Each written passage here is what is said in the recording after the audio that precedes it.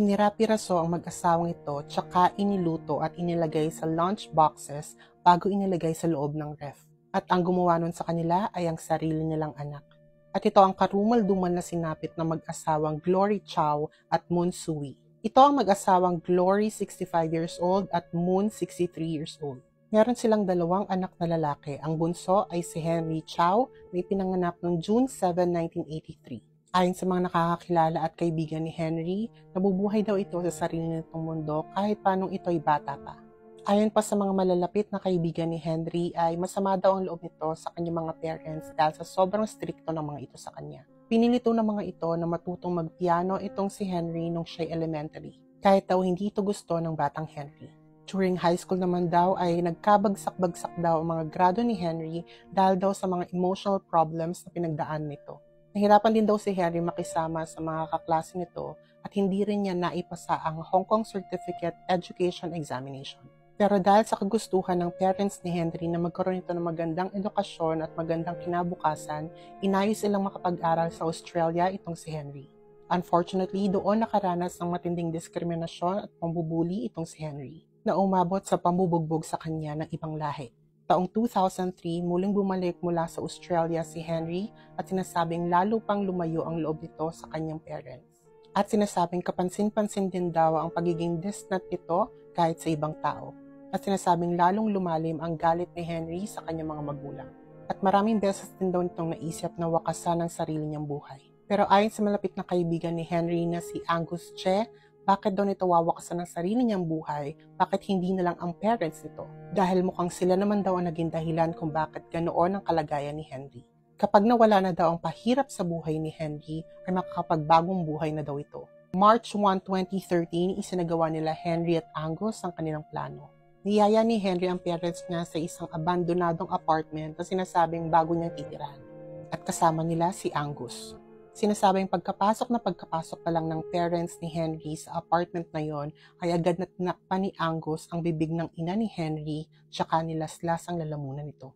Agad naman sinaksak ni Henry sa likod ang kanyang ama pero nanlaban pa ito. Pero eventually, nalaslas din ni Angus ang lalamunan nito na agad din itong ikinamatay. 4 days later, sinasabing bumalik sa crime scene itong si Henry at sinasabing doon na nito dinatnan ang mga pira-pirasong karne ng kanyang mga magulang. Inasinan, inilagay sa food container at inilagay sa loob ng ref. At merong 2 ref at nasa loob ng 2 magkaibang ref na ito ang mga ulo ng parents ni Henry. May mga piraso din ng mga chinap-chop na karne na may sinyales na inilagay sa microwave ang mga iyon. March 7, 2013, nag-file ng missing report si Henry kasama ang kuya nito. O diba, siya pa yung nag-file ng missing report? March 12, 2013, kinumpirma ng mga otoridad na walang record ng pag-alis sa Hong Kong ng mag-asawa. March 13, 2013, lumapit sa Apple Daily, isang newspaper outlet sa Hong Kong, sila Henry, para humingi ng tulong sa paghahanap sa kanilang parents. Sabi nila, huli nilang nakita ang kanilang parents noong March 2. Although, bago pa daw mawala ang mga ito, ay may plano na daw ang dalawa na mag-travel sa mainland China. Gumawa rin daw ng Facebook page ang magkapatid at ang pangalan ng page na yon ay may Missing Dad and Mom. Umapila sila sa kanilang mga friends at kakilala para matulungan silang mahanap ang kanilang magulang. March 14, 2013, muling inimbitahan si Henry sa police station para kuhaan ng statement na maaari pang makatulong sa paghahanap sa kanilang parents. During police interview ay nag-text pa daw itong si Henry sa kanilang WhatsApp group na may pangalang HK Tekken at nag-confess sa pagpatay sa kanyang parents. Dinatali pa daw nito ang kanilang ginawa kasama ng kanyang kasabwat sa kanyang mga magulang. March 15, 2013, tuluyan ng inaresto si Henry at Angus.